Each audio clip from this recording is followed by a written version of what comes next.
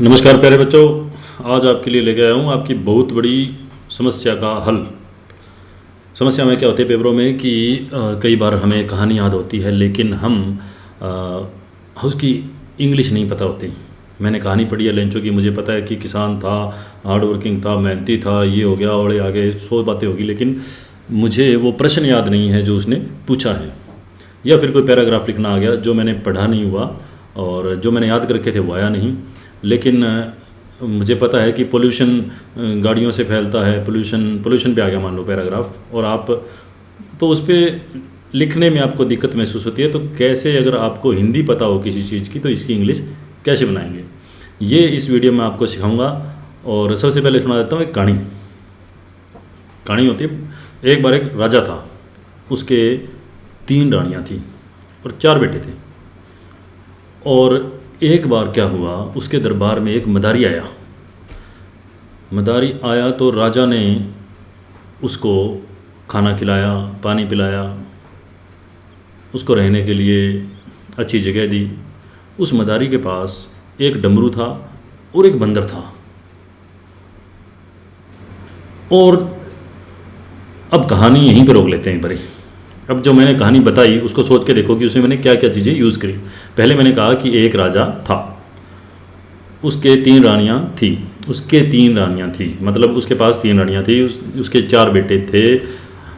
फिर मैंने कहा कि एक मदारी आया मतलब बात भूतकाल की चल रही है सारी की सारी। और उसके बाद राजा ने उसको खाना खिलाया और उसने उसको पानी पिलाया। और मदारी के पास भी 2 चीज़ें थी, एक बंदर था और एक डमरू था। तो लगभग इस तरह की चीज़ें अगर हम पता चल जाए कि वह कौन था, वह एक मदारी था या वह एक राजा था, उसके पास किसी के पास क्या चीज़ें थी, उसके पास डमरू था, उसके पास मदारी वो बंदर था, और किसने क्या किया, मतलब उसने क्या किया। राजा ने उसको खाना खिलाया, मदारी ने क्या किया, मदारी दरबार में आया। तो ये 3-4 बातें अगर हमें पता हो तो हम बड़ी आसानी से कहानी बना सकते हैं इंग्लिश उसकी। मैं लेंचो वाले लेसन से 10वीं क्लास के फर्स्ट जो लेसन है ए लेटर टू गॉड, उसमें से एक एग्जांपल लेता हूँ। उसमें से आप देखिएगा कि कैसे वो ये आंसर मैंने उठाया है सीधा का सीधा कहीं से, discuss the story of Lencho's faith in God. तो इसमें देखिए पहली लाइन क्या है, यहाँ कर्सर को फॉलो कीजिए। Lencho was a hard working farmer. तो लेंचो एक मेहनती किसान था, जिसकी विशेषता लगा लीजिए, उसकी पहचान लगा लीजिए व्यवसाय। ए हेल स्टॉर्म केम, एक तूफान आया, ओलों का तूफान आया। डेस्ट्रॉयड, तबाह कर दिया। ही हैड, उसके पास था, क्या था, नथिंग, मतलब उसको छोड़िए भी। आप यहाँ से देखिए कि इसमें मैंने यूज़ किया है वॉज, और ये कम की सेकंड फॉर्म है केम। डेस्ट्रॉय की सेकंड फॉर्म मैंने यूज़ की है डेस्ट्रॉयड। हैड लिखा है मैंने, हेड लिखा है हैड। तो इसमें जब आप इंग्लिश बनाएंगे तो आपको ज़्यादा बिल्कुल टेंशन नहीं लेनी, सिर्फ 3 बातों का ध्यान रखना है। एक तो इसमें वाज है, और ये वॉज की स्पेलिंग में भी कोई दिक्कत नहीं है। एक हेड है, बड़ी आसान सी स्पेलिंग है इसकी भी। और जो थोड़ा सा ध्यान रखना है वो आपको ध्यान रखना है ये वर्ब की फॉर्म्स का। जैसे कम की सेकंड फॉर्म है केम, डेस्ट्रॉय की सेकंड फॉर्म मैंने यूज़ करी है डेस्ट्रॉयड, और बिलीव की सेकंड फॉर्म यूज़ करी है बिलीव्ड। नेक्स्ट इसका है he was a simple man, यहाँ फिर वॉज आ गया। रोट, राइट की सेकंड फॉर्म आ गई। आस्क की सेकंड फॉर्म आस्क्ड आ गई। फिर वांट की सेकंड फॉर्म वांटेड। फिर गो की सेकंड फॉर्म वेंट। तो इस प्रकार करके अगर आप इस पूरे लेंथी, ये लॉन्ग आंसर टाइप क्वेश्चन है, इसको देखेंगे तो इसमें और कोई चीज़ यूज़ नहीं हुई, सिर्फ इसमें वॉज, हैड और जो वर्ब्स हैं उनकी सेकंड फॉर्म। इसलिए हमेशा कहता हूँ कि आप जो फॉर्म्स ऑफ वर्ब हैं वो सारी याद रखें, आपको इजी रहेगा इंग्लिश बनाने में। चलिए अब हम अपना लेसन शुरू करते हैं कि कैसे बनाएंगे। तो एक आदमी के बारे में अगर मैंने कुछ लिखना है तो उसके बारे में 2-3 बातें पता हो अगर मेरे को, कि वो आदमी कौन था, उसकी पहचान क्या थी, यहाँ कर्सर फॉलो कीजिए, पहचान क्या थी, उसकी विशेषता क्या थी, या वो व्यवसाय क्या करता था। लगभग इससे उसके बारे में आप 3-4 वाक्य लिख सकते हैं। नीचे एग्जांपल दूंगा कैसे लिख सकते हैं। ये देखिए, सबसे पहले सब्जेक्ट है, मतलब जिसके बारे में आप लिखना चाहते हैं। लेंचो के बारे में लिख रहे हैं तो सब्जेक्ट कौन हो जाएगा, लेंचो। उसके बाद वॉज लगा दीजिए, वर एक बारी छोड़ दीजिए, मैंने इस लेसन में कवर नहीं किया, सिर्फ वॉज यूज़ करना आपने, प्लस उसकी जो पहचान है, उसकी विशेषता है, व्यवसाय है, एक एक करके नेक्स्ट वाक्य में लिखते जाएंगे। एग्जाम्पल देखिए, लेंचो अगर आपने लिखना, आपको पता है कि लेंचो एक किसान था, उसकी इंग्लिश बनानी है, तो कुछ नहीं करना, लेंचो की जगह लेंचो लिख दिया हमने।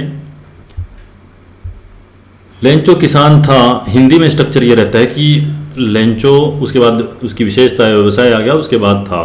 इसमें क्या रहता है कि जो वर्ब है वो हमेशा सब्जेक्ट के साथ आती है।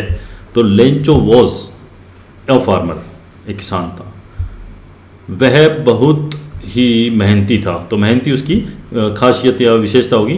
तो ही वाज, वह था वेरी हार्ड वर्किंग, बहुत ही मेहनती। ही वॉज वेरी सैड, वह बहुत उदास था, तो ही वॉज लगा देंगे यहाँ पे।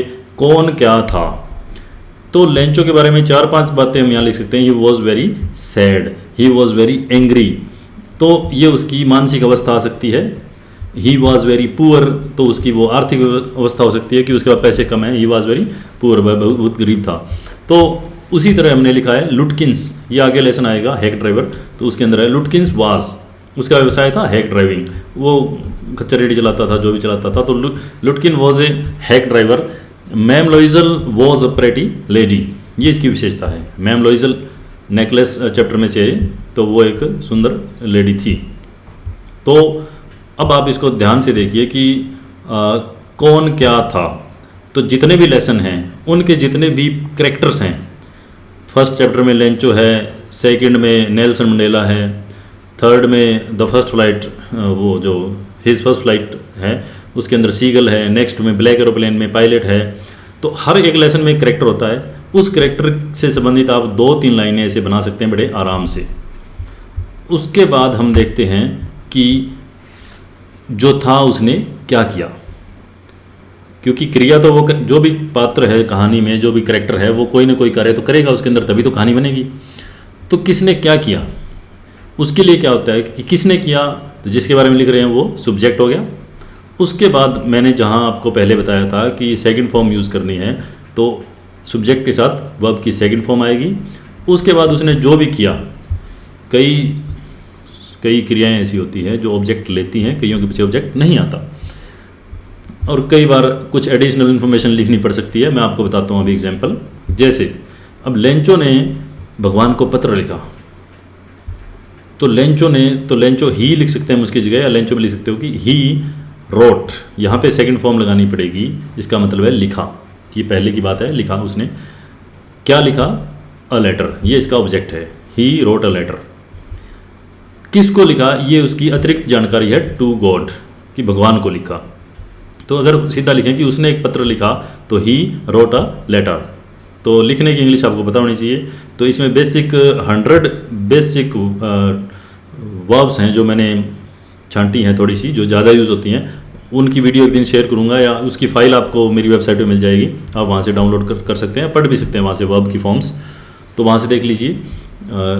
वो कर लोगे तो आपको लिखने में दिक्कत नहीं आएगी। तो he wrote a letter to God, he asked God, उसने मांगे गॉड, भगवान से, क्या मांगा, to send him a 100 pesos. तो ये जो टू सेंड हिम 100 पीसोस, ये अतिरिक्त जानकारी है कि भगवान 100 पीसोस भेज दो मेरे पास, लेकिन उसने क्रिया क्या की, आस्क्ड, उसने मांगा। लुटकिन की बात करें, करेक्टर लुटकिन के बारे में लिखना है। Lutkin took the writer to different places. अगर हम सब्जेक्ट वर्ब और ऑब्जेक्ट की बात करें तो लुटकिन सब्जेक्ट है, क्या किया इसने, ले गया, टुक किसको, राइटर को, द राइटर, तो ये ऑब्जेक्ट हो गया। कहाँ ले गया, ये अतिरिक्त जानकारी है, इसको जोड़ने से सेंटेंस लंबा भी होता है और जो मीनिंग है वो ज़्यादा क्लियर हो जाता है। तो इसको थोड़ा आगे एक्सप्लेन करें कहीं पे। ही फूल्ड हिम, उसने उसको मूर्ख बनाया, तो ही फूल्ड, यहाँ पे देखिए सारी की सारी मैंने वर्ब की सेकंड फॉर्म यूज़ की है, इसीलिए फिर से कह रहा हूँ आपको कि जो फॉर्म्स ऑफ वर्ब है, एट लीस्ट 100 वर्ब्स की एक लिस्ट है, वो आप ज़रूर याद कर लीजिए। भोली रिफ्यूज़ टू मैरी विशंबर, भोली रिफ्यूज्ड, भोली ने मना कर दिया। अब ये एडिशनल इन्फॉर्मेशन है इसके बाद, किस लिए, टू मैरी विशंबर, विशंबर से शादी करने के लिए उसने रिफ्यूज़ कर दिया। तो अगर आपको बात पता है और उसको प्रॉपर करेक्ट ग्रामर में लिखना आपने अच्छे मार्क्स लेने के लिए, तो ऐसे आप लिखिए। चलिए हमने पहले बात करी थी कि कौन क्या था, फिर हमने बात करी कि किसने क्या किया, कि लेंचो किसान था, उसने भगवान को पत्र लिखा, तो दोनों प्रकार के आगे। तीसरी बात है कि किसके पास क्या था। कई बार ये इन्फॉर्मेशन भी देनी पड़ जाती है कि किसी के पास क्या था, किसी के पास क्या नहीं था। अब लेंचो का भगवान में विश्वास था, तो ही हैड, तो लेंचो के पास क्या था, a firm faith in God, भगवान में उसका दृढ़ विश्वास था। तो किसी के पास कोई चीज़ थी तो उसके लिए हैड का प्रयोग करेंगे। मैंने कहा है आपको कि 3 ही बातें याद रखनी है। किसी के पास कोई चीज़ थी तो हैड लगाना है, किसी व्यक्ति की कोई पहचान विशेषता मतलब कौन क्या था ये बताना आपने, तो वॉज लगाना है, और उसके बाद उसकी पहचान खासियत वो लगानी है। और तीसरी बात है, किसी के पास अगर कोई चीज़ थी तो हैड। अच्छा, तीसरी वो बात है वर्ब की सेकंड फॉर्म वाली, किसी ने कुछ किया हो तो यहाँ पे हम देख रहे हैं कि ही हैड, उसके पास क्या था, नथिंग, मतलब उसके पास कुछ नहीं था। टू सपोर्ट द फैमिली, ये अतिरिक्त जानकारी है। The post master had 70 pesos, कि पोस्ट मास्टर के पास, जो डाकघर का जो हेड होता है ना उसको बोलते हैं, उसके पास 70 पीसोस थे। Mandela had no freedom, Mandela को कोई आज़ादी नहीं थी उस समय। Tommy had an old book, Tommy के पास एक पुरानी किताब थी। तो ऐसे हम देख सकते हैं कि सिर्फ 3 चीज़ अगर आपको आती हो, वाज का प्रयोग, हेड का प्रयोग और वर्ब की सेकंड फॉर्म का प्रयोग, तो कोई भी कहानी आप अपनी तरफ से लिख सकते हो बना करके और अच्छे मार्क्स ले सकते हो। और ये सीख लोगे तो आपका जो रट्टे मारने का, क्रैमिंग का मसला है वो बिल्कुल ख़त्म हो जाएगा। आपको प्रश्न याद नहीं करने पड़ेंगे, आप आराम से सिर्फ समरी पढ़ेंगे और उसके बाद आप लिख पाएंगे। अभी वो क्वेश्चन जो मैंने शुरू में डिस्कस किया था दोबारा मैंने दिखाया है, इसलिए कि जो मैंने बताया वो बात आपके समझ में आ जाए। तो Lencho was a hard working farmer. अब मैंने लेंचो की कहानी लिखनी है, तो लेंचो एक मेहनती किसान था, तो लेंचो था, लेंचो वॉज मेहनती किसान, ए हार्ड वर्किंग फार्मर, एक सेंटेंस बन गया। एक दिन ओलों का तूफान आया, ओलावृष्टि हुई और उसने फसलों को तबाह कर दिया। तूफान आया के लिए आपको आना होता है कम की सेकंड फॉर्म लगानी केम, और जो आया उसके आगे लगेगा। तो सब्जेक्ट आया कौन, हेल स्टॉर्म आया था, तो ए हेल स्टॉर्म केम, और उसने क्या किया, तबाह कर दिया। तो तबाह करना डिस्ट्रॉय, तबाह कर दिया डिस्ट्रॉयड। अब किस चीज़ को डिस्ट्रॉय कर दिया, हिज क्रॉप, उसकी फसल को। कितना डिस्ट्रॉय कर दिया, ये इसके पीछे लगा हुआ है, कंप्लीटली, पूरी तरह से। तो ये अतिरिक्त जानकारियां हैं बाद में। नाउ ही हैड नथिंग, अब उसके पास क्या था, उसके पास कुछ नहीं था, तो ही हैड नथिंग, उसके पास कुछ नहीं था। तो ये पहले 3 वाक्यों में ही तीनों का प्रयोग हो गया। एक तो वाज का प्रयोग हो गया, सेकंड फॉर्म का प्रयोग हो गया और हैड का प्रयोग हो गया। उसके बाद देखें, he had a firm faith in God, फिर से आ गया कि उसको भगवान में विश्वास था। ही बिलीव्ड, वह विश्वास करता था, ही believed that God would help him, उसने विश्वास किया कि भगवान मेरी सहायता करेगा। तो ही बिलीव्ड सेकंड फॉर्म का प्रयोग हो गया यहाँ पे। इसी तरह उसके बाद आप इसको एनालिसिस कर सकते हैं, इसको आप पॉज कर लीजिए इस पॉइंट पे और फिर इसको पढ़ के देखिए। He was a simple man, he wrote a letter to God, he asked God to send him 100 pesos.